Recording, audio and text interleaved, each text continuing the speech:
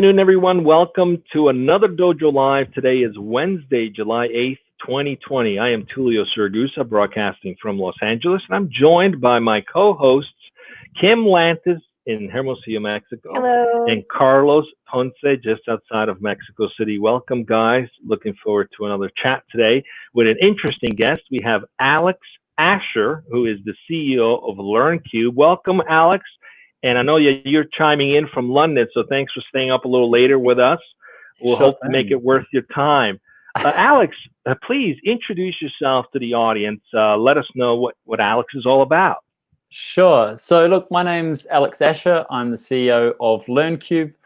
We actually specialize in solutions for particularly language schools and tutoring companies. And the thing that we're most known for is our virtual classroom, which is obviously a very important tool for educators at the moment to be able to interact with their students and really ensure that the education online and at a distance is as good as it is in person. So we work with companies such as Babbel and ABA English, and we have partnerships with Oxford University Press for content, and we've really been specialized in this segment for the last 5 years. We are registered in the UK and London, so that's kind of why I'm here. But we are a fully remote team, and actually passed a pretty cool milestone recently of 100 million minutes delivered during our time around. So yeah, we're very devoted to education, to online education, and our virtual classroom is certainly something to watch and probably second to none. So it's an exciting time for us. Absolutely, Alex. It sounds like the timing for all that is very good for your business, and we'll go into that in just a little bit. Tell us a little bit about Alex, a little bit about your background, anything interesting that you'd like the audience to know about you. Yeah, sure. So I guess, the fact that I'm in language learning is probably no surprise. I speak German and Spanish fairly fluently, but probably learned more over a pint of beer than in the classroom. One sort of more, I guess, intrepid, interesting fact is I've done 2 trips up and down the coastline of New Zealand. So I actually I think I'm still the only one that's run around the entire North Island of New Zealand, which is actually a pretty big place. Going down, it was 2,300 kilometers, and going up 6 years later was about 1,700, and I crossed one of the largest harbors in the world, swimming across that. So that was a pretty big effort. Wow, that is impressive.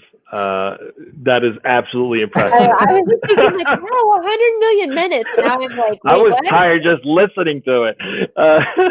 Kim, let's introduce the show today. What's the topic for today? Let's go right into it. Sure. Thank you, Tulio. So the title of today's topic is The Disrupted Future of Education. So we're going to be talking about the challenges, opportunities, and ripple effects for educators and entrepreneurs during this once-in-a-generation crisis, meaning the COVID-19 crisis, correct? Yeah. So Alex, why don't you go ahead, if you could approach, or maybe we want to talk about this in the 3 sectors. What are the challenges right now? What do you see as the opportunity areas? And what's the long-term effect or the ripple effects for everything that's going on?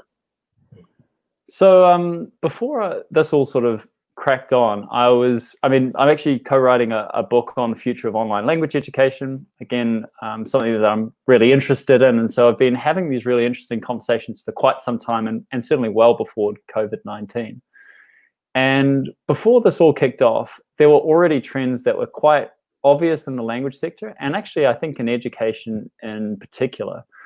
And those kind of trends have, and I don't think I'm the only one to say this as well, but it's really that these trends have been accelerated more than ever at the moment. Rather than them being completely new trends, these are basically just everything on steroids. And what I mean by that is we were already seeing online education starting to flourish.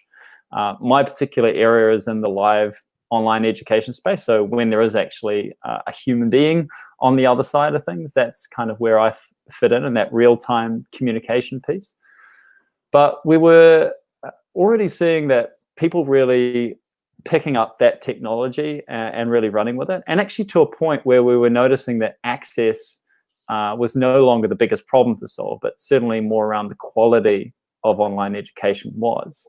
Right. We were already noticing that in physical kind of education, I mean, there's already been a lot of trends in terms of, hey, how can we introduce more technology that's helpful? How do we kind of build the technology, how do we build our educational environments to kind of fit, where the world's going? And some of the other trends that we were already observing was technology. When I say technology as well, like just the basic infrastructure of the internet was getting a lot better. So 5G is starting to emerge. And so there's just a whole bunch of, I guess, baseline technological improvements that were sort of there on the cusp of things. And what COVID-19 has done has really brought education to bear on those improvements, and it's kind of forced. And it's not just education. I think it's almost every segment. Every segment's had no other choice but to go online, and it's really accelerated what might have taken, another 5 years. I mean, education's been pretty slow to the mark here. To do that within just months. And I think what's interesting is the longer that we stay in this point of disruption, the longer and more permanent the kind of changes that we're seeing now are going to entrench themselves. And I think, like you're saying, it might not be anything new. It's just accelerated. And I like this idea of opportunity areas, particularly when it comes to online education and language learning. But I think this applies to all other sectors. And that's this cross-cultural opportunities, right? Where technology it makes the world a bigger place, because I think it opens your eyes to things outside of your own immediate, self. Yeah. But it also makes it a smaller place, right? Because it makes it accessible. And I think that's a great opportunity area. What types of, is this cross-cultural, not just in terms of language, but just interacting with people whose background and life and culture and experiences are much different than your own, something that LearnCube focuses on? Yeah, so we focus purely on the live teaching component, live instruction, live training. A lot of people call it whatever they want to call it. But in the end, it's this idea that there's a teacher or somebody that's in charge of facilitating that learning, and either a student or even groups of students joining together. So that's the area that we really focus on and really understand. And actually, maybe I'll talk more to that. Otherwise, we kind of talk in generalizations, and that may not be as helpful. And maybe people listening in can kind of draw their own conclusions. But one thing that's been quite obvious is in terms of being able to teach in person and teach online, the advantages between those two or the difference is getting smaller and smaller. Like, we can build rapport, we can create great activities, we can create great experiences online just as we can in person. And in fact, I think at the moment, the baseline of people's knowledge of how to use these tools is still very low. So we're only at the very cusp of people being really creative and showing real mastery with some of the technological tools. And technology isn't going to make up for a bad teacher, but a good teacher with a real good command of the technology, man, that's such a good combination. And then you also have the benefits of convenience, the fact that even when you have this massive spread where you've got maybe lots of people that need to speak English, as an example, and lots of people that are able to teach it, but they're not in the same country or same continent even, that online sort of bridge, I think, is going to be really, really relevant. So I think those are some things that are already things that I'd be excited about. And I think this is also going to spur a huge amount of creativity, because a whole bunch of people that are fresh with new perspectives and are not just focused on how can I automate this so everything is completely the same. And actually, in sometimes it can be quite regressive when you talk about education. It could be quite regressive if we just go one size fits all. Right. When actually most education is going to how do we personalize this? How do we make this a more relevant experience? So I think we're going to see some real excitement. Do you have any immediate examples that come to your mind of your educators using creativity online? Yeah, so I don't want to just talk on the sort of LearnCube side of things, but I think there's going to be relevance in both. So first of all, we're already seeing finally people properly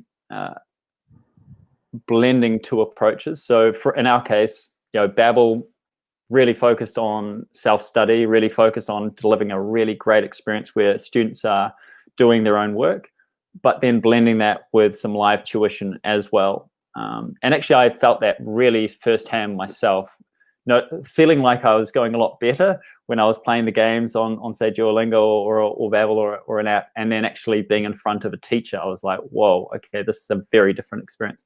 So combining those two finally and streamlining that experience, I think, already an innovation in itself. But in terms of the actual live classroom experience, I think we're only just seeing this, the start of that. And let's give some more examples.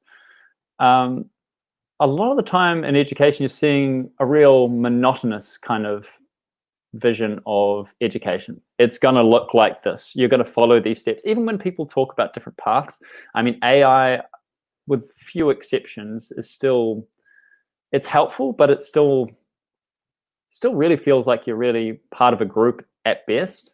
It's not really giving me the level of personalization I think we really kind of see as the kind of end result of AI. But when some other examples of that is just where you are making it really streamlined for people to get both personalized support and also be able to maybe, for economic reasons, also be part of, say, a group class, and then also have a self-paced course that's really complementing that and making that a really cohesive experience. So I think there's a lot of innovation just in creating a more cohesive experience as well in education. And then plus that, look, teachers are super clever. They come up with all sorts of crazy ways of making our technology, other people's technology better. So I think you'll see more of that. So Alex, I totally understand and get the technology advancements are making this possible. When it comes to disruption, it's obvious trying to get people to change what they've built years and have gotten used to doing is a big challenge. That's just how software companies operate. Yeah. In this case, moving people away from a model that is the traditional model of classrooms and live lectures is something that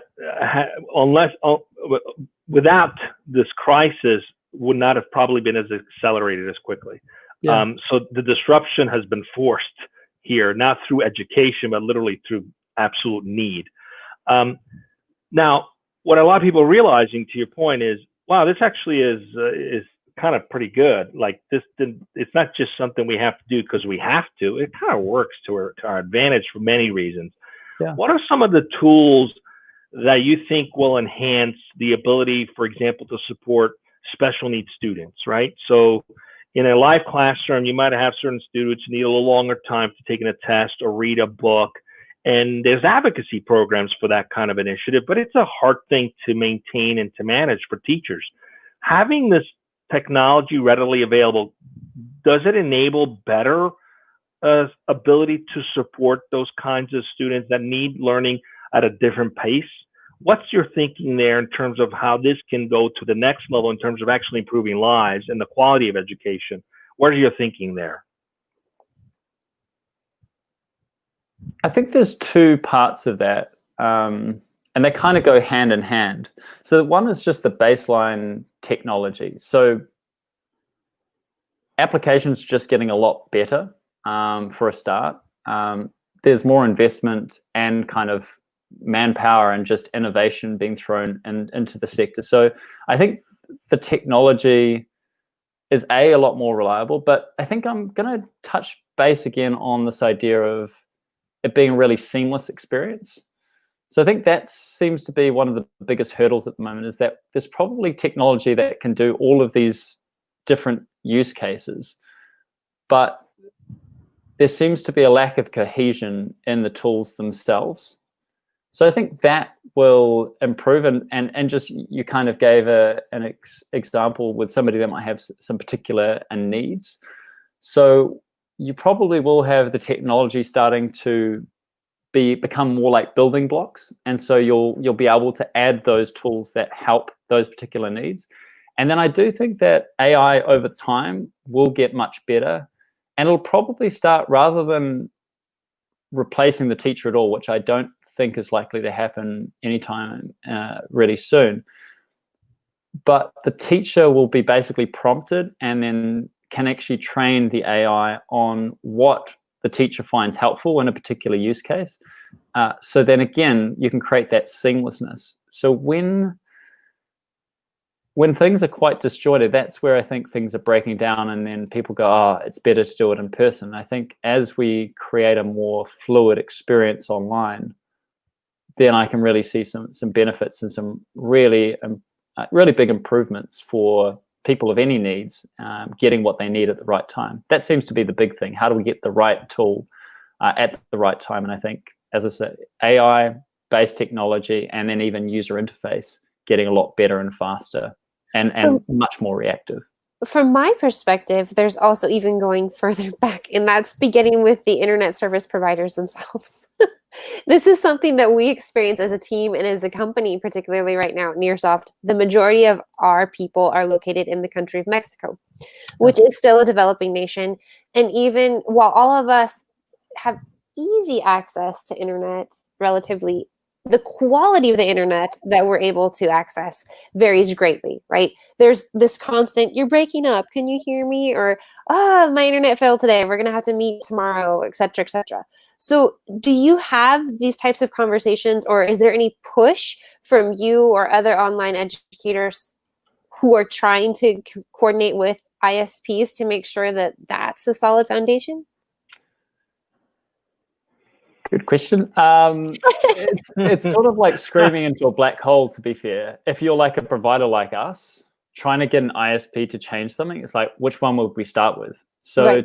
To be quite honest, I think unless you're at the biggest level, it seems less Is this likely. something that you find? I don't know who your clientele is, but my assumption is that a lot of the people who are wanting to learn English are also coming from other developing nations. Yeah. So this is what I can talk to you about, though, is internet infrastructure will work itself out because it has to. It is definitely becoming the oxygen of countries and economies now more than ever, right? Like if you've got a fast internet connection, I mean, just think about traffic jams. That's why people build roads all the time. It's because they're like, or trains or whatever it is, because it's all about how can we get more people through? How can we kind of increase the activity? And it's the same thing with internet infrastructure. So all the countries, fortunately, are really incentivized to get really fast internet. What unfortunately you're seeing is big differences between, and we notice it particularly since we're in, it's about you're in live streaming, we're in live video. It has to be real time. So the patchiness of internet really varies, and that's the hard part. Is when we have a class that's disrupted, not because that person doesn't have fast internet, but because that person's internet just suddenly cut out. Like I can't really tell what you're going to say in the next 10 seconds. So if there's a 10-second drop, like we're out, and that's going to make it feel a really awkward experience. But the good thing is that 5G, I think, would have huge impacts, and that's very much coming soon, or if not, very soon. And then the second thing is, for example, we use a technology called WebRTC, which is becoming more standard, and that's getting just better, more efficient all the time. So I think there are real improvements, and that's happening at like a Microsoft, Twilio, all of these large companies. They're all kind of working on that same kind of technology. So I think there is room for optimism with that. Yeah, but good point, Kim. You have to. With disruption also comes the need for infrastructure improvements, and it's just a necessity now. Go ahead, Carlos. I know you had a question too. Yeah, thank you, Tulio. Alex, we're talking about the disrupted future of education. I can easily grasp the concept of disruption in education, because as we discussed earlier in our previous conversation, I'm also a language trainer. So that's easy for me to grasp. But what would you say to all these people, all these folks who are not necessarily don't have a formal training in education, or don't even consider themselves as potential trainers, or teachers of something, but they could have they could have like a vast array of knowledge on a specific area that could be turned into information or training or coaching or tutoring.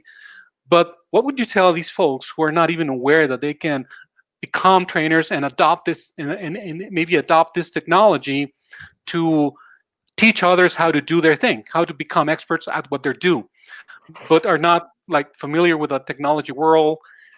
What would you tell these people to encourage them to become potential trainers, tutors, coaches, things like that? I think the key thing there is that there's no real access problem, right? Like anyone can kind of put up their own street sign and start teaching and educating. I think the first thing is maybe to test out the idea first, and see if there's other people that are interested.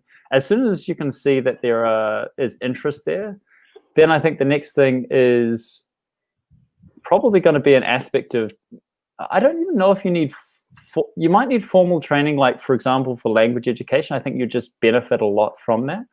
But if it's knowledge transfer, I mean, there's already nothing really stopping you from doing that. But if you're actually talking about training, they're probably one of the most universal kind of areas that I consider likely to continue to be the way that people teach and train, is more in like a coaching and facilitative kind of skill. So if somebody doesn't have any kind of knowledge or hasn't ever tried that, then that's even just a base skill set that I think people would always benefit no matter what they're trying to teach and train people on. So that's just on the teaching aspect though. Okay. So the platform itself isn't limited to licensed educators, right? Of course, you may not join a classroom where someone doesn't have the credential as someone else does, right? Yeah. I mean, that's just the nature of the beast. If you could say I can teach the stuff, but you've got someone else who's got better credentials, the likelihood of you being as successful, it really depends on how much you hustle, I suppose. Is it limited to licensed educators? What's your target market for your company, for LearnCube? Who are you going after? If this is for LearnCube, then we are specifically focusing on language education and tutoring. Those are the two areas that we really excel with, because it's all about trying to create the most interactive, participatory experience possible. Whereas a lot of really just knowledge transfer kind of teaching, you can kind of teach hundreds of people, and maybe a lot of those people are quite happily listening, and it's just like, oh, I'm getting it and I'm feeling the buzz of this person's energy, and that's great. But when you actually have to participate and interact, then that's the area that we kind of really excel in, and I think that's the area we're going to stay very focused on. I mean, we also had to make a choice. There's some very big technology companies that are going to be very interested in education. I mean, we're not going to try and compete where we're not at our strength. So for us, and I think that's a good thing. It's a good thing for us. It's a good thing for the world, and it's a good thing for other segments as well, because then you're going to have people that do a really awesome job in their particular niches, and they're going to outcompete even the big players at kind of trying to go for the generic kind of solution. So I think that's how it relates to me. Yeah, that really hit home with me several years ago now. I think a good friend now of Carlos Ponce, one of our previous Dojo Live guests, Yossi Ginsberg, actually, his philosophy is that the resources abound, right? All you have to do is find your niche. And I think that's what's important, what you were just saying with LearnCube, right? You're going to focus on, yes, it's a learning platform, but our focus is specifically language learning, English language learning. And if you can get amazing and excellent great at what you do, it opens up. There's no need to compete with the whole world, right? Find your niche. I like that. I think that's really beautiful. And however, in your tagline, Alex, you're mentioning ripple effects for educators and entrepreneurs. So you're also addressing entrepreneurs in your message. What kind of entrepreneurs are we talking about here? So I talk about education entrepreneurs. So it's a hard one to kind of narrow down and just, sorry, English is a little bit limited, but there are clearly teachers, and you can call them educators, but they could be business owners. They could be teachers that are starting by themselves, but they could actually be running their own school, or they could be like Babel. Okay. You know, they're an entrepreneur, I would say, in terms Okay. of what Gotcha. they do. Perfect. Thank you. Interesting. Well, we're coming up on time shortly. I would love to shift a little bit towards understanding what's the journey been like for you building this business, Sure. and what makes the company an exciting place for people to want to work there. Can you tell us a little bit more about what's that been like for you? Yeah, so I started in 2017. Most of our customers by the end of 2017 were based in Europe. I was based in New Zealand, so that was pretty interesting in itself to be trying to serve people on literally the other side of the world. We've started out small, and we still remain a bootstrap company, but we're actually quite a decent sized team now. Saying that though, we're all remote first, so our entire company is remote. There is no kind of central office as such, by purpose, because we realized actually it would be really hard.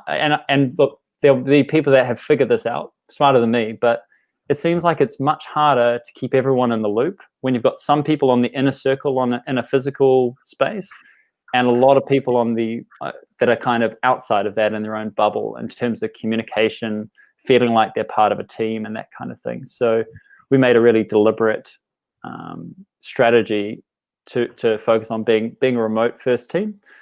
And I think the key thing from a culture point of view has been the recruiting side of things. So all of the people that we've brought on board, actually a line that goes through underneath all of them is that they've all been entrepreneurs at one stage or another.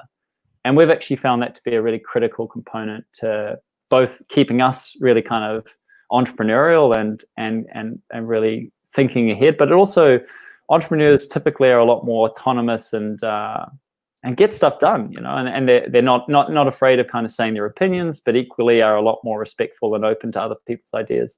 So from a cultural point of view, I'm really happy with where we're at, but equally we're just going to keep on improving, and I think everyone's really enjoying it. And since a lot of us are in European time zones, we'll also be able to spend time to actually meet together, but probably more on a social occasion rather than necessarily a business occasion. So once things open up again, I'm looking forward to having one of our team catch-ups somewhere in the world, which is going to be fun. Yeah, I mean, it's an interesting. We come together in a physical space together. Yeah, it's an interesting observation. That was an interesting observation about those who are in the physical occasion versus those that are remote. Having been remote most of my career, you sometimes feel like a second-class citizen, like you're not fully looped in. Yeah. And so you guys proactively leveled the playing field by basically making everyone remote. And it seems the whole world in the past 3 months has had to learn that too. So in some ways, COVID-19 has leveled the playing field for all those who work remote, who often feel like they're second-class citizens. So kudos for doing that. Hopefully, you know, the forced approach becomes more of a standard in the coming years. It's been a pleasure to have you. We're up on time. Would love to have you back sometime in the future, hear some more success stories, and hopefully wish you guys to be able to get together soon. We all will hope to get together soon from these lockdowns and crises we're in. Carlos, we got another show coming up tomorrow. One more. Who do we got tomorrow again?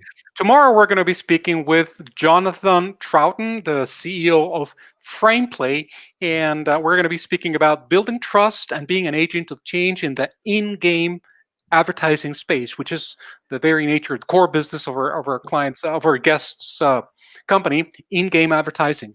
So that's tomorrow, Jonathan Troughton, FramePlay, 1 p.m. right here on Dojo Live. Thanks for joining us, everyone. Have a safe rest of your week. Stay with us.